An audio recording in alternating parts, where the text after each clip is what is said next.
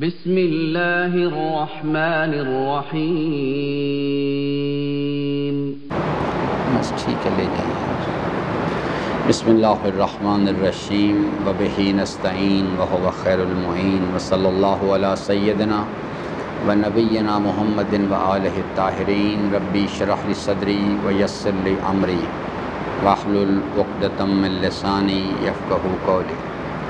حضرات محترم، انشاءاللہ آج شب جمعہ کی مناسبت سے دعائے توسل ہم پڑھیں گے۔ دعائے مبارکہ کے آغاز سے پہلے دعا کی مناسبت سے چند جملے میں عرض کرنا چاہوں گا۔ دو چیزیں ہمیشہ پیش نظر رکھیں، چاہے نماز پڑھنی ہو یا دعا کرنا۔ نماز پڑھنی کیسے چاہیے یہ پتہ ہونا چاہیے، کہیں ایسا نہ ہو کہ ہم بھی وہاں پہنچیں تو ہمارے ساتھ بھی یہی یہ مسئلہ پیش آ جائے کہ حضرت فرماتے ہیں کہ لوگ جو ہیں ان کو نماز پڑھنے کا سلیقہ نہیں پتہ، تو بعض اوقات فرماتے ہیں بعض لوگ ایسے ہیں 30 سال نمازیں پڑھتے ہیں، ایک نماز قبولیت کی منزل پر نہیں پہنچتے، تو کہیں ایسا نہ ہو کہ ہمارے ساتھ بھی یہی مسئلہ پیش آ جائے۔ نماز جو ہے وہ قلیل عبادت جو معرفت کے ساتھ کی جائے وہ بہت بڑا اجر لے کے آتی ہے بمقابلہ اس کثیر عبادت کے جو انسان بغیر معرفت کے عادت کے تحت کرتا رہے۔ تو اسے سمجھنے کی کوشش کریں، کسی اچھے استاد کے پاس بیٹھیں جا کے۔ اور یہ میں آپ کو عرض کر دوں کہ یہ جو روش ہے کہ جناب یہ یعنی شب جمعہ میں آ گئے یا خطبہ جمعہ میں نماز جمعہ کے آخری حصے میں آئے، اس سے یہ ایک بنیادی طور پہ معاشرتی عادتیں ہیں۔ اصل میں یہ ائمہ کے فرمان پر عمل کریں، کیونکہ موت بڑی تیزی کے ساتھ انسان کی طرف بڑھ رہی۔ جس دن انسان اس دنیا میں آتا ہے نا، جسے ہم کہتے ہیں پیدا ہوا فلاں انسان، اسی وقت موت کا تیر چلا دیا جاتا ہے، اور ہر لمحہ جو امام فرماتے ہیں ہر سانس انسان کے اور موت کے درمیان فاصلے کو کم کر رہا ہوتا ہے۔ بس ایک وقت آئے گا وہ آ کے ہٹ کر دے گا اور انسان سے یہ اختیار واپس لے لیا جائے گا۔ وجود کی سلطنت پہ جو میرا ارادہ حکومت کر رہا ہے، اختیار چلا جائے گا۔ تو قبل اس کے کہ وہ چیز ہم سے واپس لے لی جائے، بہتر ہے کہ انسان اپنے آپ کو ٹھیک کرنے کی کوشش کرے۔ تو دعا کرنے کا بھی سلیقہ سمجھنا چاہیے۔ دعا کرنے کا سلیقہ کیا، وہ بھی میں ایک مرتبہ نہیں بارہا میں نے عرض کیا۔ اور کیا مانگنی چاہیے، اللہ سے مانگنا کیا چاہیے، تو وہ بھی میں نے حضرت کا ارشاد گرامی بارہا عرض کیا۔ فرماتے ہیں کہ جو شخص تیری بارگاہ میں آیا اور اس نے آ کے دستے سوال دراز کیا اور تیری بارگاہ سے تجھ سے تیرے سوا کسی اور چیز کا سوال کیا، اسے مانگنے کا سلیقہ نہیں آتا، اسے نہیں پتہ کیا مانگنا ہے۔ کیونکہ اگر انسان اللہ کو حاصل کرنے میں یعنی اس کو راضی کرنے میں کامیاب ہو گیا، باقی سب چیز خود بخود آ جاتی ہے۔ اور اگر انسان اللہ کو راضی نہ کر سکا، اس نے سب کچھ حاصل کر لیا، سب بے سود باتیں ہیں۔ اس لحاظ سے تو اس وقت روئے زمین پہ کوئی آدمی بھی ڈونلڈ ٹرمپ سے زیادہ دنیاوی مادی کیفیات میں طاقتور نہیں ہے۔ آپ دیکھیں ساری دنیا چیخ رہی ہے کہ بھئی تم یہ کیا کر رہے ہو، خود امریکہ کے لوگ چیخ رہے ہیں، لیکن وہ کسی کی نہیں سنتا۔ لیکن کیا یہ کوئی دلیل ہے کہ یہ کوئی کامیابی ہے؟ کیا یہ کوئی دلیل ہے کہ یہ دنیا میں سب کچھ انسان پالے لیکن اپنے رب کو راضی نہ کر سکے؟ سب بیکار بات ہے۔ لیکن یہ سمجھ نہیں آتی آدمی کو، یہ سمجھ اس وقت آتی ہے آدمی کو کہ جس وقت انسان کے لیے توبہ کے دروازے بند کر دیے جاتے ہیں، اس کے نگاہوں سے حجاب کے پردے ہٹا دیے، اسے سب کچھ سمجھ آ جاتے ہیں۔ لیکن اس وقت حضرت فرماتے ہیں کہ امیر المومنین جب سمجھا رہے تھے تو امام نے اپنے دستے مبارک ایسے اٹھایا، یہاں پکڑا تھے اس طرح یہ، اور کہا انسان اس طرح سے اپنے ہاتھوں کو کاٹے گا اور خود اپنے آپ کو ملامت کرے گا میں نے کیا کر دیا یہ۔ لیکن اس وقت فائدہ کوئی نہیں، اس وقت اپنے آپ کو ملامت کرنے کا فائدہ کوئی نہیں۔ تو بہتر ہے قبل اس کے کہ وہ محاسبہ کرنے والے سر پہ آ کے کھڑے ہو جائیں اور پھر ہمارے لیے کوئی راہ فراری کوئی نہ ہو، تو یعنی انسان جو ہے اس کو چاہیے کہ خود کرے۔ دعا کرنے کا سلیقہ سیکھے۔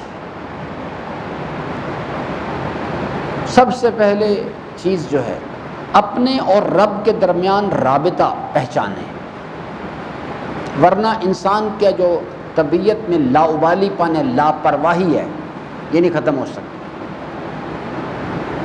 یہ جب تک یہ رابطہ سمجھ نہیں آتا، جو بھی نماز میں کھڑے ہو کے ہم نے کہا ہے الحمدللہ میرے پاس کچھ نہیں ہے،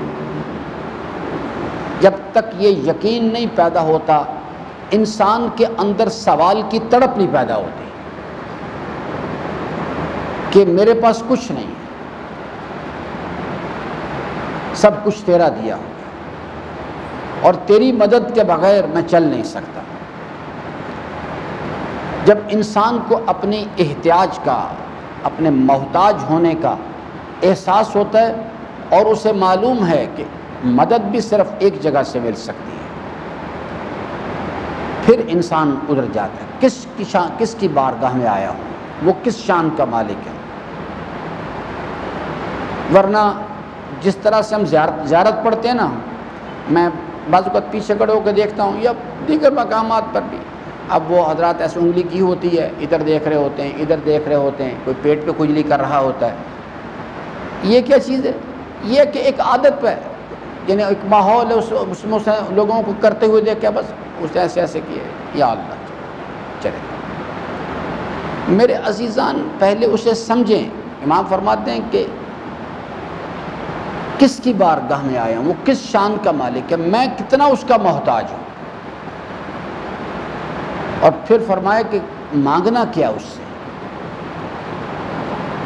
اگر جنت چاہتے ہو اللہ راضی ہو جائے گا، جنت خود بخود مل جائے گی۔ جن سے اللہ راضی ہو جاتا ہے، جنت آرزو رکھتی ہے اس سے ملاقات کی، وہ لوگ جنت کا حسن ہے، جنت ان کے نور سے جگمگاتی ہے۔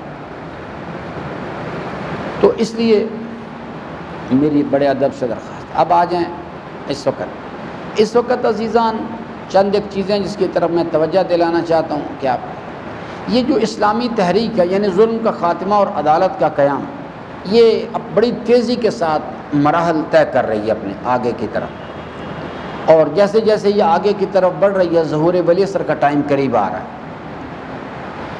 ان میں سے ایک ایران کی جس نے اس کو انفولڈ کیا ہے، ایران کا انقلاب ہے، ایران کی سرزمین پہ اسلامی انقلاب آیا، اس کے بعد سے بڑی تیزی کے ساتھ موومنٹ آگے ہونی شروع ہوئی، پھر مختلف مائل سٹونز اس میں گزرتے رہے، پھر یہ کربلا اللہ نے اس کو آزاد کرا دیا۔ آپ دیکھیے واقعتاً اللہ تعالیٰ کی قدرت کے عجیب و غریب نظارے ہیں۔ کربلا کو کس کے ذریعے سے آزاد؟ کوئی مسلمان سوچ نہیں سکتا تھا کہ صدام سے آزاد کرا دے گا، نہ کوئی شیعہ سوچ سکتا تھا، اور نہ ہی کوئی امام خمینی جب کہا کرتے تھے، وہاں نجف میں تھے، یہ یعنی 70s کے زمانے کی بات ہے کہ یعنی امام وہاں پر نجف میں تھے تو کہتے تھے ہم ایران میں حکومت قائم کریں گے، تو نجف کے علماء امام خمینی کا مذاق اڑاتے تھے، کہتے تھے یہ بوڑھا پاگل ہو گیا، کہتا ہے ایران میں حکومت قائم کریں گے۔ کوئی سوچ ہی نہیں سکتا تھا، لیکن اللہ تبارک و تعالیٰ کی سنت دیکھیے کہ وہ جب چاہتا ہے تو موسیٰ کو فرعون کے گھر لا کے پالتا ہے، فرعون سے کہتا ہے پال اسے تاکہ اس کے ذریعے سے تجھے ختم کر دوں، اس کے ذریعے سے تجھے ختم کروں گا۔ اور آپ دیکھیے کہ اللہ تبارک و تعالی نے امریکہ کے ذریعے سے صدام کو ختم کرا دیا۔ سارے عرب ممالک چیختے رہے کہ یہ آپ کیا کر رہے ہیں، آپ یہ اگر یہ چیز جو ہے یہ کنٹرول سے باہر ہو جائے گی، لیکن امریکہ کا صدر جو تھا اس پر بھوت سوار تھا، اس نے نئی بات سنی. آج ان کے لیے یہ کربلا کی آزادی ایک نائٹ میئر ہے. ابھی اس کا 50% کام ہوا ہے. امام حسین علیہ السلام کے ساتھ جو جذباتی وابستگی کا میگنیٹ ہے وہ لوگوں کو کشش کر رہا ہے. ابھی اس سال آپ دیکھیے گا ایران اور عراق کے درمیان ویزے کی پابندی ختم ہو گئی ہے. اس سال جو وہاں زائرین جائیں گے زیارت کے لیے وہ پہلے کے مقابلے میں کم از کم 2 گنا ہوں گے. کم از کم جو ہمارا خیال ہے، اندازہ ہے ہمارا کہ 2 گنا افراد جائیں گے. تو اس پر صرف ولایت کا جو شعور کی لگام وہ چاہیے، باقی کسی اور چیز کی ضرورت نہیں. یہ کر کے نکل آیا ہے تو اب رہنے دو، کوئی ضرورت نہیں. تو ابو جہل جو ہے وہ کہتا تھا نہیں ہم نے جانا ہے. تو اب جب اگلا آدمی کہہ رہی ہم نے جنگ کرنی ہے، یہ مودی دور حاضر کا ابو جہل ہے. اب اس وقت ہمیں بہرحال یہ جنگ لڑنی ہے، کوئی وے آؤٹ نہیں اس کا کہ ہم یہ کہیں کہ ہم نہیں جنگ لڑتے. یا پھر دوسرا راستہ وہی ہے جو وہ کہہ رہے ہیں کہ جو کچھ وہ کشمیر میں، مقبوضہ کشمیر میں مسلمانوں کے ساتھ کر رہے ہیں اس کو 5 سے ملٹیپلائی کر کے راولپنڈی میں کریں گے. پھر آگے اگر یہ چیز اگر ہم نے، کیونکہ فرماتے ہیں عزت کے ساتھ مر جانا یہی اصل حیات ہوا کرتی ہے، ذلت کے ساتھ زندہ رہنا یہی اصل موت ہوا کرتی ہے. ایک ذلت کے ساتھ زندگی بسر کر کے ہم نے کیا کرنا ہے؟ جب آغا باقر صدر شہید کو صدام کے کارندگان لینے کے لیے آئے تو ان کی بیٹی، انہیں پتہ تھا کیا ہونا ہے، تو ان کی بیٹی نے آ کے باپ کو لپٹ گئی. تو آغا صدر شہید نے اپنی بیٹی کو تسلی دی، کہا بیٹی کوئی بات نہیں، موت نے تو بہرحال آنا ہے. اس سے بہتر کیا کہ انسان کو اللہ کی محبت کے راستے میں موت آ جائے. یہ اگر ہم ہندوستان کے ساتھ ہماری جنگ ہوتی ہے، یہ عین دفاع انسانیت کی اور دفاع اسلام کی جنگ ہے. اور اس میں ہندوستان تو صرف آگے ایک پپٹ ہے، اس کے پیچھے امریکہ اصل ماسٹر مائنڈ ہے، اور اس کے ساتھ اسرائیل جو اس کا، امریکہ کی طاقت ہے اور اسرائیل کا دماغ اس میں کام کر رہا ہے. اور ان کے ساتھ یہ لوگ جو ہیں، میری باجوہ صاحب سے درخواست ہے اور عمران خان سے کہ ہندوستان سے نمٹنے سے پہلے نواز شریف، زرداری اور فضل الرحمان ان کو چاپ آف کیا جائے، ان کی گردن اتاری جائے، تاکہ سب جتنے غدار ہماری صفوں کے اندر بیٹھے ہوئے ان حضرات کو سمجھ آ سکے. اس واسطے کہ یہ جو ملت فروش ہیں ان کا جب تک سدباب نہیں کیا جائے گا آپ صحیح طور پہ جنگ نہیں لڑ سکتے. یہ جنگ ہم نے لڑنی ہے، اور اس میں ایک ہی یعنی کیا راز ہے.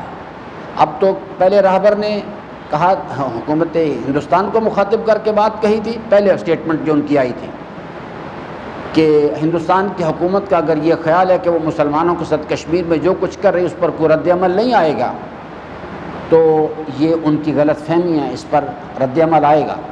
اور اب کل انہوں نے بیان دیا کہ میں تمام عالم اسلام کے مسلمانوں سے اپیل کرتا ہوں کہ سب کے سب کشمیر کے مسلمانوں کی مدد کریں.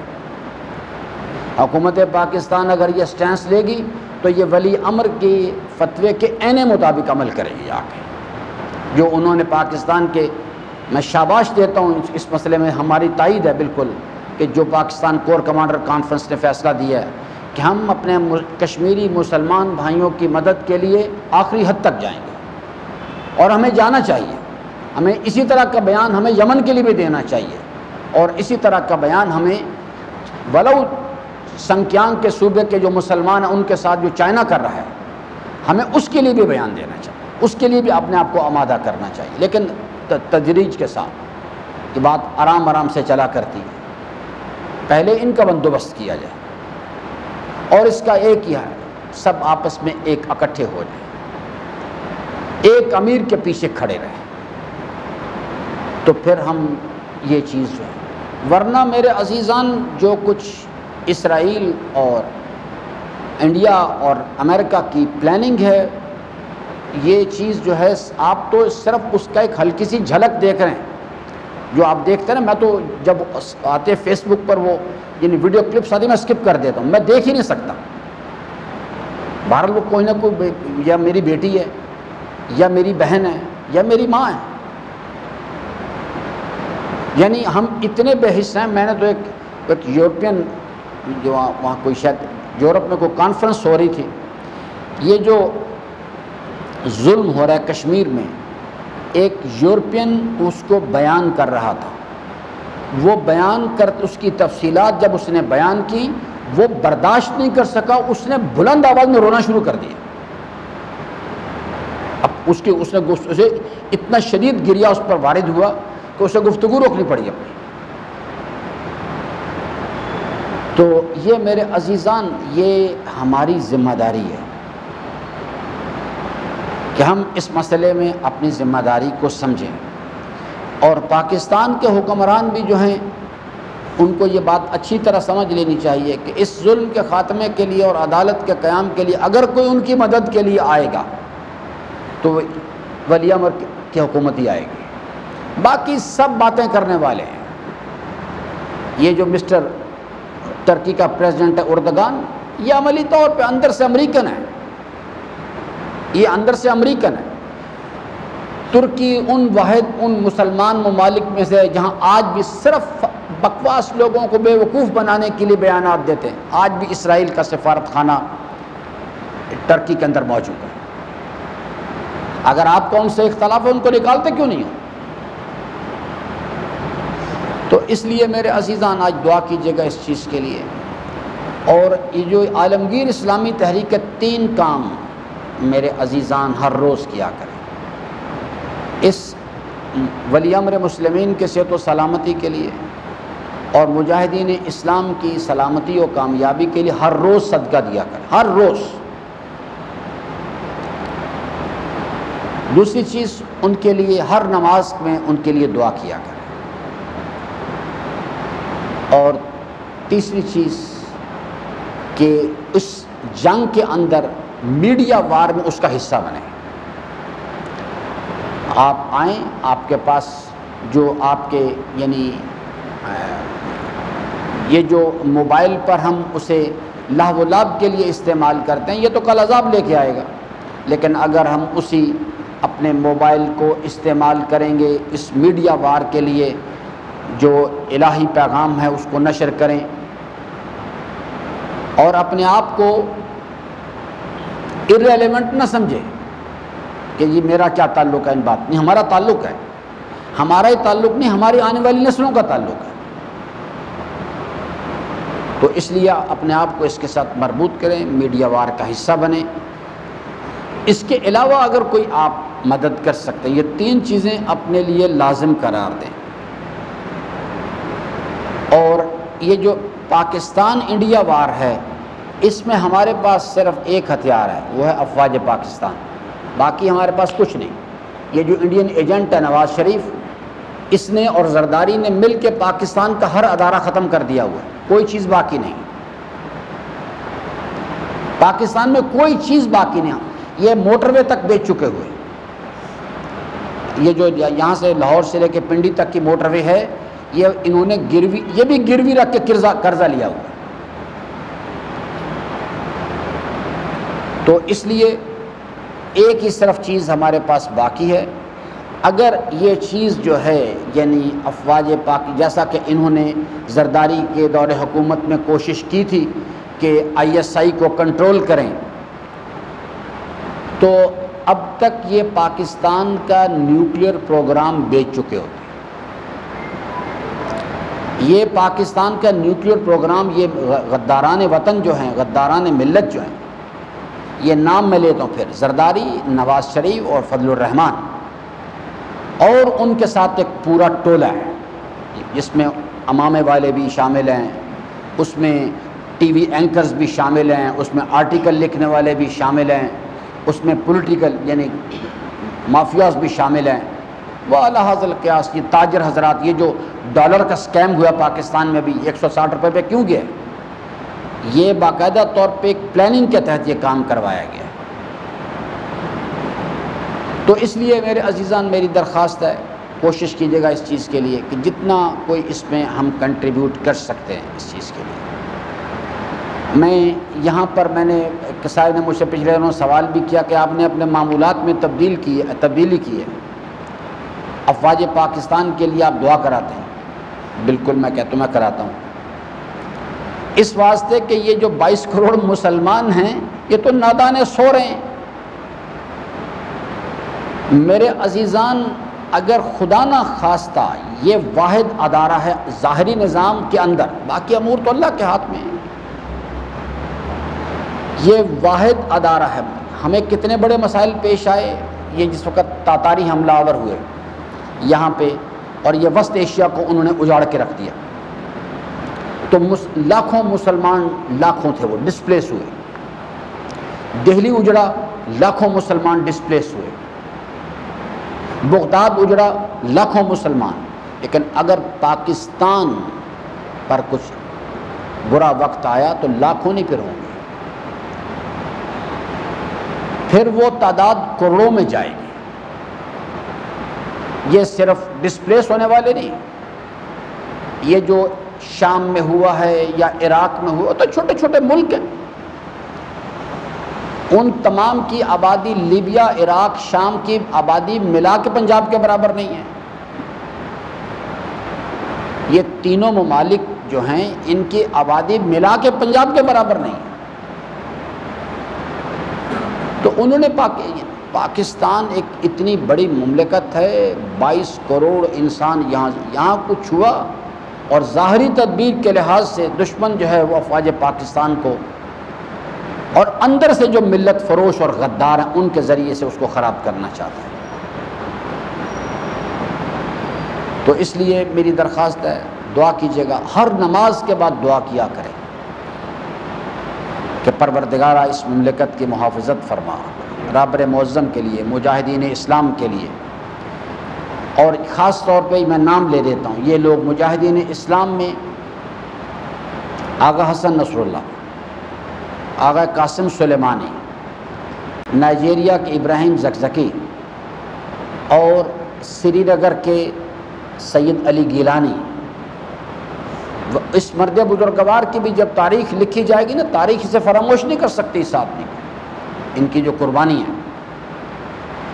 یہ جو غدار وطن، غدار ملت، شیخ عبداللہ، اس کا بیٹا آج کل عمر عبداللہ، اور وہ ایک مفتی صاحب کوئی ہیں وہاں پہ ان کی بیٹی ہے، یہ سب غداران ہیں،